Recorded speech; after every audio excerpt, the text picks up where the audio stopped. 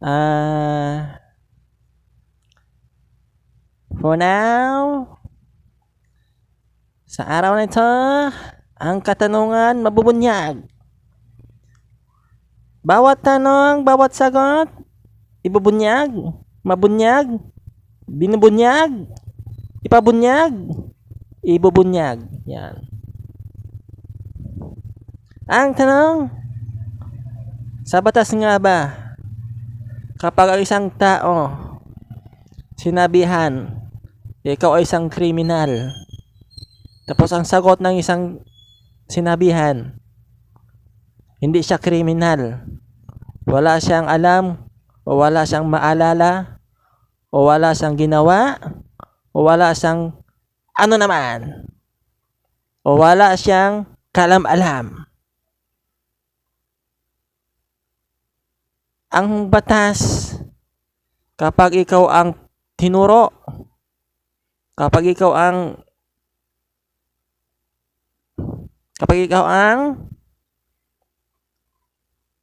ikaw na, kapag ikaw ay yung may gawa, o kaya tingin ng mga tao, yan. Ang batas sa tingin ng mga tao, sa paningin ng mga tao, yan. Yan ang batas sa paningin ng mga tao. Ikaw ang may gawa. Yan. Dito, makikita mo talaga kung ano ang batas. Kung kaya lahat ng mga tao dapat mag-aral ng batas. Hindi lang dapat sa mga nag-aaral ng batas. Dati sa panahon ng mga Europa, ang mga tao doon nakatira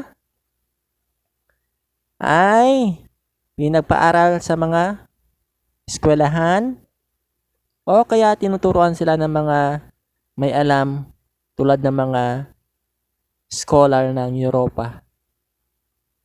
Kung ano ang dapat nilang gawin sa loob ng bahay, sa magulang, sa trabaho at sa bansa.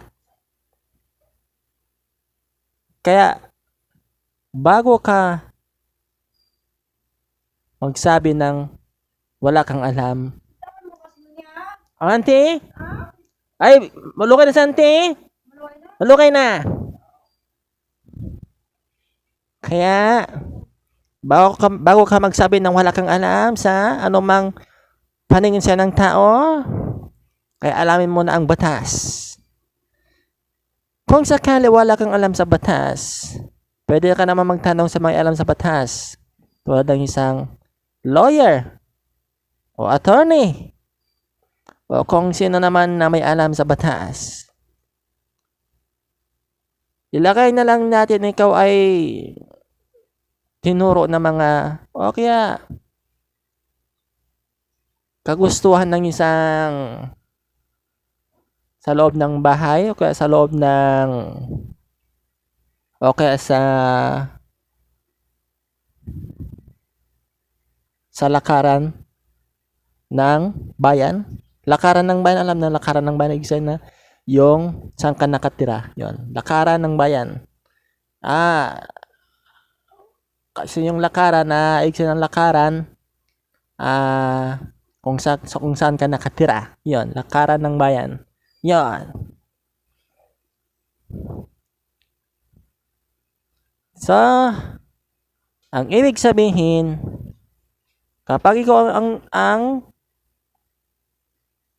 sinabihan ng tao, o kaya kung ikaw ay yung mga tao, o kaya ang sabi ng mga tao, siya dapat, o kaya sabi ng mga tao, siya talaga, o kaya may nakakita, o kaya may nakaalam. Yan, may nakaalam. Yan, may nakaalam. Tapos ang sasabihin mo lang na tapos wala kang alam, hindi mo alam, ano-ano, na yon ang problema. Kaya, Bago ka magsabi na wala kang alam, dapat alam mo na kung anong gawin mo. Dapat ganon sa batas. Kapag ang sabi ng mga tao sa komunidad na ikaw dapat yung ilagay sa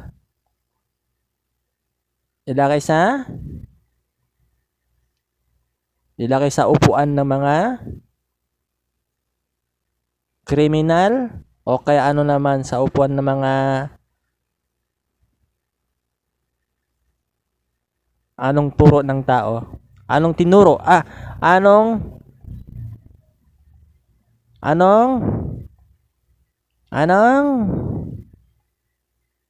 paningin siya ng tao? 'Yon. Anong paningin siya ng tao? 'Yon. Kaya ang dapat mong gawin, dapat alamin mo kung ano ang sabi sa ng tao. Kaya bago ka kunin ng isang pulis o bago ka arestuhin ng mga sino naman, dapat magtanong ka muna kung ano yung kung bakit ka hinuli. Yon, yung dapat ang gawin mo. Hindi ka dapat yung magpa-huli muna. Hindi ka dapat sasama sa mga pulis. Dapat alamin mo muna kung bakit ka hinuli. Yon. Alamin mo muna kung bakit ka hinuli. Dapat alam mo na kung anong dapat mong gawin. Yan dapat. Kaya mahirap talaga kapag hinuli ka na lang isang pulis tapos hindi mo alam kung bakit ka hinuli. Tapos ang sabi sa ng pulis, dapat ka sasama sa kanila sa presinto o ka doon sa lugar na dapat hindi ka sasama. Ganon ang batas. Kaya sa freedom law, ganon din sa freedom law. May freedom ka magtanong. Sa freedom law o kaya democracy law. Ang freedom law ay ang democracy law. Kung palagi ang binabanggit ng mga tao, gusto nila may freedom. Gusto nila may freedom sa bansa. Yon. Ngayon, yon ang batas na freedom law. Magtanong ka muna. Huwag kang sasama. Alamin kung bakit ka hinuli. Yon ang dapat mong gawin. Ganon dapat. Yan lang. Na kung sakali na kinuha ka talaga na walang kaano-ano, hindi mo alam kung bakit ka hinuli, na dapat sampahan mo yung mga pulis. Dapat kasuhan mo yung mga pulis kung bakit ka hinuli. Nasa batas yan ng mga demokrasya o kaya freedom law. Kahit na yung freedom law na gawa-gawa lang na batas, syempre mayroon naman din batas. Dapat magtanong. Kasi hindi naman to kagustuhan ng lahat. Ang sabi sa batas ng kalayaan, o gusto may kalayaan, bago ka kukuha ng isang tao, bigyan mo ng kalayaan magtanong. Yon. Kapag ang tao may kalayaan magtanong, may kalayaan din, may freedom siyang ipagtanggol ang kanyang sarili. Yon. Yon ang freedom law. Dapat ipagtanggol mo ay yung sarili para safety ka. Iba kasi yung freedom law o kaya demokrasya. Dapat may alam ka talaga sa batas. Hindi mo alam kung bakit ka hinuli, hindi mo alam kung bakit ka dinala sa presinto, hindi mo alam kung bakit ka kinuha ng pulis. Kung may alam ka sa batas, sinong kakasuhan mo? Yung nagpahuli? Yung pinahuli ka? O yung mga pulis? Uhulihin mo. Dapat alam mo yan. Yung nagpahuli sa'yo? O yung mga pulis? Kinuha ka na lang sa bahay? Kinuha ka na lang sa gitnang kasalda na wala kang alam? Dapat kasuhan mo mga pulis. Yung mga pulis. O kasi sino nagpahuli sa'yo? kahit pa isa siyang mayor o government ng syudad o kahit isa pa siyang may-ari ng lupa, ganyan talaga ang batas ng demokrasya. May freedom magtanong. Kapag hindi ka sinagot